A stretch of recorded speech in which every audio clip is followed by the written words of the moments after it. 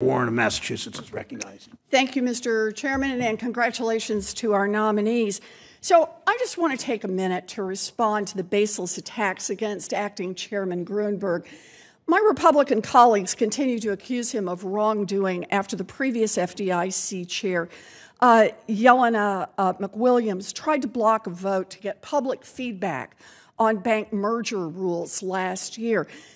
McWilliams simply announced that she was blocking the request of the board majority without citing any legal basis whatsoever. And when she was asked to produce a legal basis, she resigned. Now, that seems clear enough that McWilliams was in the wrong, but for those who insist on relitigating the issue, it turns out that the Department of Justice's Office of Legal Counsel released a legal opinion on it in July of this year. Mr. Hill, you worked for the previous FDIC chair, Ms. McWilliams, so let me ask you, in its July memo, did the Office of Legal Counsel determine that a majority of the FDIC board had the authority to bring items before the board for a vote? I believe that was the opinion of the Department of Justice in that memo. Thank you. That is exactly what the OLC opinion states. In fact, it says, quote, "The chairperson of the Federal Deposit Insurance Corporation does not have the authority to prevent a majority of the FDIC board from presenting items to the board for a vote and decision," end quote.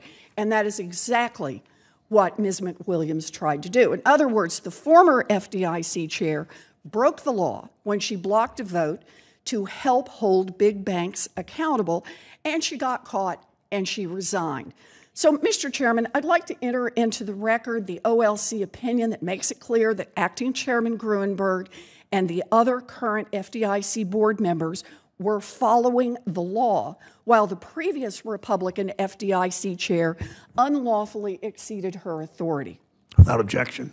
Thank you. So ordered. Now that we have that cleared up, let me turn to another issue, and that's crypto. The implosion of crypto platform FTX revealed that one of the industry's major players was not much more than a handful of magic beans. And now thousands of mom-and-pop investors have lost their savings, and many more are being squeezed by the contagion that FTX's collapse has triggered throughout the crypto industry. Mr.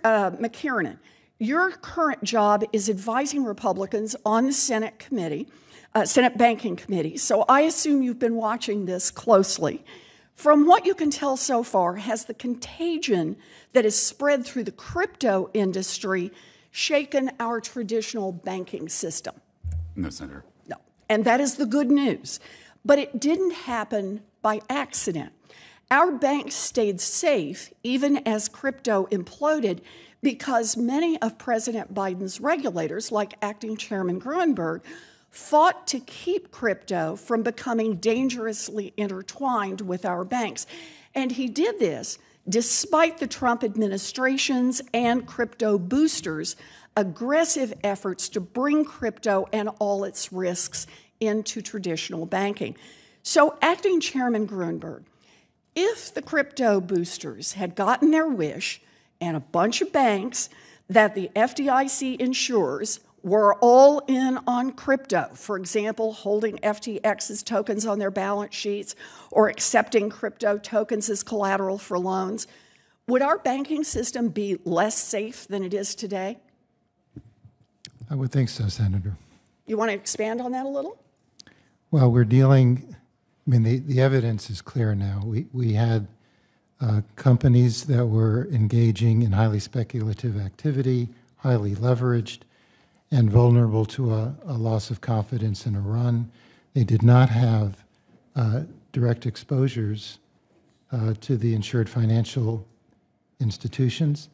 And as a result, the failure of those firms was really limited to the crypto space and ended up not impacting the insured banking system. So this tells us about the power of keeping a strong line between the traditional banking system and the crypto world.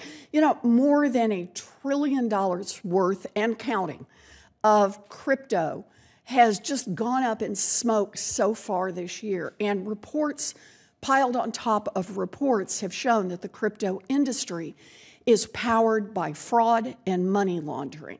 Even so, some industry boosters still argue that these toxic crypto assets should be more integrated into the real banking system, which would mean that the next time crypto stumbles, taxpayers would be on the hook to bail out these banks.